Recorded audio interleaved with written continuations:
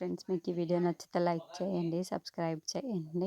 శరత్ చంద్ర ఇంటికి వచ్చి గగన్ మాట్లాడిన మాటల్ని తలుచుకుంటూ కోపంతో రగిలిపోతూ ఉంటాడు.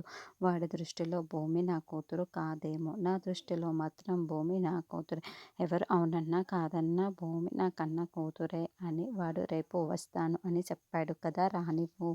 వాడు ఏం చేస్తాడో నేనేం చేస్తానో తేల్చుకుందాము అని శరత్ చంద్ర చెబుతూ ఉంటే అపూర్వ షాకింగ్గా వింటూ ఉంటే భూమి టెన్షన్ పడుతూ వింటూ ఉంటుంది. తర్వాత గగన్ కారు డ్రైవింగ్ చేసుకుంటూ ఒక చోట పక్కన ఆపుకొని భూమికి ఫోన్ చేస్తాడు. చెప్పండి అని భూమి ఫోన్ని లిఫ్ట్ చేసి చాలా టెన్షన్ పడుతూ మాట్లాడుతూ ఉంటుంది.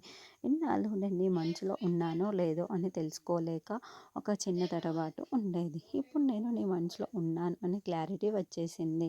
ఇక ఆగాల్సిన పని లేదు. కట్టుబట్టలతో నువ్వు అక్కడి నుండి మన ఇంటికి వచ్చేసాయి. రేపే మన పెళ్ళి అని గగన్ తేల్చి చెప్పేస్తూ ఉంటాడు. దాంతో భూమి టెన్షన్ పడిపోతూ రేపు పెళ్ళా అని షాకింగ్గా అడుగుతూ ఉంటుంది. పెళ్ళా కాదు భూమి, మన పెళ్ళి అని గగన్ చెబుతాడు. అది కాదండి అని భూమి మాట్లాడుతూ ఉంటే, భూమి ప్లీజ్, ఇప్పుడు నేను ఏది వినే పరిస్థితుల్లో లేను.